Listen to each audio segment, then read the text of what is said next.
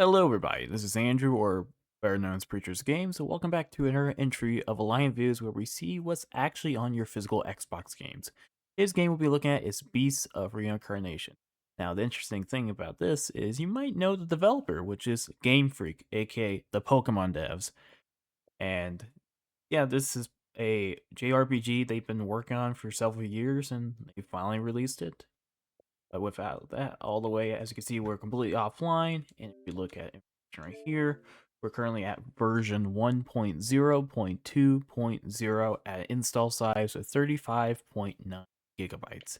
And if we go to file info right here, we can see on the second, not second last, third to last line under app model GDK, we see it's a Generation Scarlet game, which stands for the Xbox Series consoles. And this is a Series S and X only game. So no Xbox One to think about in this. If we try boot the game, then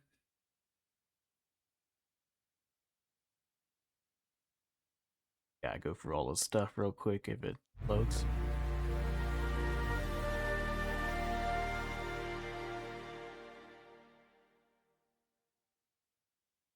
Very loud, almost like Sega logo loud.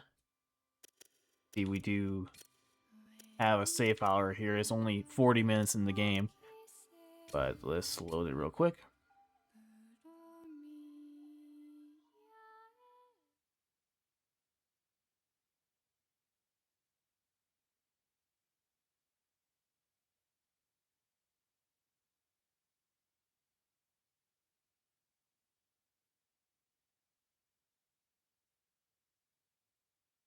Take a minute. We are. But as you can see, we are in game. The game is playable so far on disc. Now, I do have a couple critiques about this version of the game that's on disc.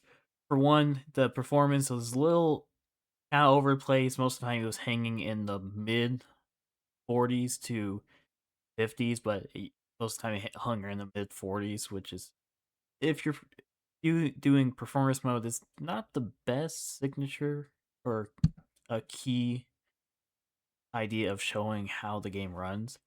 But if we connect to the Xbox Live, while that's going on, there's another bug. Another thing I encountered was that opening cutscene that you saw for the English voice acting.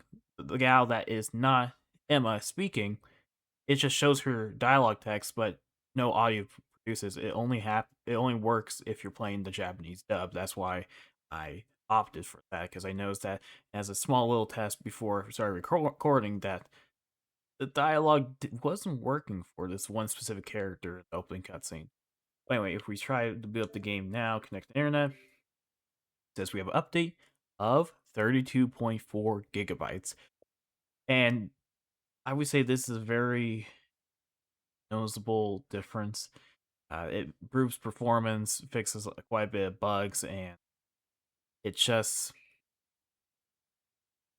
it, it the game has performance issues. A few bugs I noticed. For example, the audio one I mentioned.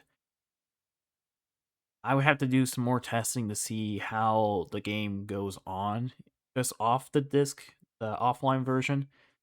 But I would, I would kind of recommend having the update if you care about having a nice 60 FPS performance. It's still not perfect, still, but it's a bit better than what is disc. So make things simple. A slight recommendation for the update if you care about having performance, but doesn't seem too bad so far. I'll I'll have to report back if I notice anything bad besides that one little audio bug I noticed. Dub. Yeah, with that out of the way, thank you guys for watching, and I'll see y'all next time. Bye bye.